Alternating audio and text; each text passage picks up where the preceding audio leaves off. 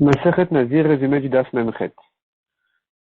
La Gemara ici recherche dans les psukim d'où on apprend à propos d'un Nazir qui est un Kohen Gadol, Nazir ou un Kohen Gadol, qui aurait le droit de se rentamer pour un Met Mitzvah.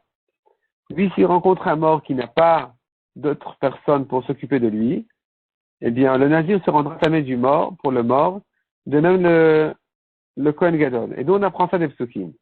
La Gemara ramène deux longs systèmes de drachot sur les psukim du Nazir, du Kohen Gadol, pour apprendre qu'il a le droit de se rentamer pour un Met Mitzvah. La Gemara commence par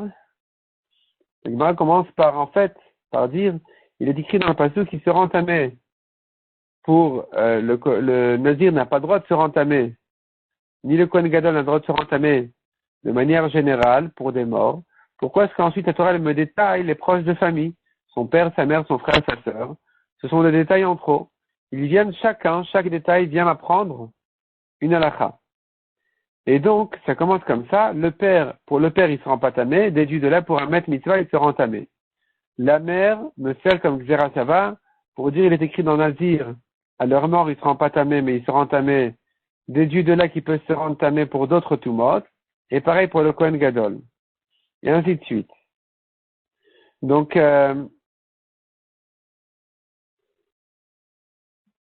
j'apprends de là, j'ai appris de là qu'il se rend tamé pour un Met Mitzvah,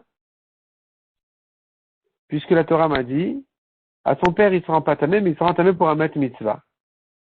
Ça c'est en ce qui concerne le Kohen Gadol. En ce qui concerne le Nazir, d'où je sais, qu'il se rend tamé pour un Met Mitzvah, et la Gemara dit, pour le Nazir aussi, la Torah a déjà interdit au Nazir de se rendre tamé pour tous les morts.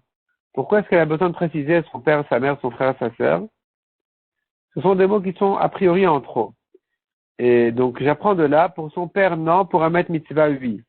La Gemara dit, mais non, mais j'ai besoin de me dire qu'il se rend pas tamé. Pour son père, c'était pas évident. Je n'ai pas vraiment d'où l'apprendre si ce n'est d'ici. La Gemara finalement conclut et dit d'après Rabbi Ishmael comme ça.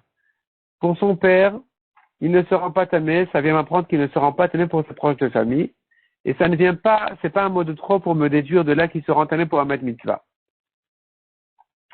Quand la Torah ensuite me dit, pour sa mère, il se rend pas tamé, ça me sert pour la Gzera Shava au Kohen Gadol qui se rendrait tamé pour d'autres tumot.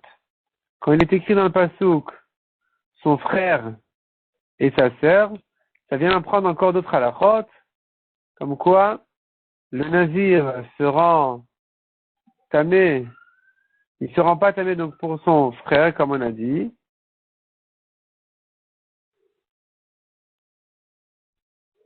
Donc je reprends. Son père, le Passouk ne vient que m'apprendre qu'il se rend tamé, il se rend pas tamé pour son père. Ça ne sert pas à dire que pour son frère, il se rend, pour un Met Mitzvah, oui. Donc finalement comme ça. Pour son père, il se rend pas tamé. Pour son frère, c'est un mot de trop qui me sert à déduire de là que pour un Met Mitzvah, il se rend tamé. Sa mère me sert pour la Gzera Shava, comme on a dit, qui se rend tamé pour d'autres tumot, si c'est pas la Touma d'un mort. Et sa sœur m'apprend que pour sa sœur, il se rend pas tamé, mais pour un Met Mitzvah, il se rendrait tamé. Or, ça, on l'a déjà appris, donc ça viendrait m'ajouter un chidouche, même dans un cas où il risque de perdre son Korban Pessah à cause de la Touma d'un Met Mitzvah, ou bien la Mila de son fils, eh bien, il n'a qu'à les perdre pourvu de s'occuper du Met Mitzvah. Ça, c'est le système de drachat de Rabbi Ishmael. Rabbi Akiva, il fait des drachats un peu autrement. Il dit, c'est écrit dans le pasuk, Al-Kol Nafshat Met Lo Yavo. Il se rend pas tamé pour tous les morts. Et de là, j'apprends et les proches et les non proches, ceux qui sont pas proches de famille. Qu'est-ce que j'apprends maintenant de Léaviv ou Léimo, son père et sa mère, il se rend pas tamé, mais pour un Met Mitzvah, il se rend tamé. Son frère vient m'apprendre que même s'il est Kohen Gadol plus Nazir, les deux en même temps, il se rend tamé pour un Met Mitzvah.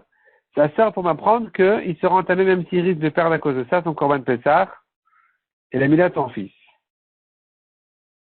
Et donc la Gemara elle arrange comment chacun fait des drachot de l'autre, de manière à ce que tout le monde ait tout à la route qu'il faut. Comment Rabbi Akiva il apprend, comment Rabbi Ishmael il apprend. Mais en tout cas, on a déjà trouvé les drachot de Rabbi Ishmael et de Rabbi Akiva pour dire que il se rend tamé pour un Met Mitzvah. Donc comme on a dit à propos du Kohen Gadol, je l'apprends de Léaviv. Pour son père, il se rend pas tamé, mais pour un Met Mitzvah, il se rend tamé. À propos du Nazir, selon Rabbi Ishmael, je l'apprends de Léachiv, de son frère, parce que l'aviv, j'en ai besoin pour me dire qu'il ne sera pas tamé pour son père. Donc l'aviv, son frère, c'est un mot de trop qui me sert à déduire de la met mitzvah. Et selon Rabbi Akiva, je la prends de l'aviv ou l'eimo. Son père et sa mère, ils ne seront pas tamés, mais pour un met mitzvah, ils seront tamés. La Gemara dans le daf suivant va continuer à expliquer pourquoi j'ai besoin de son père et sa mère, et quels sont exactement les drachot selon Rabbi Akiva.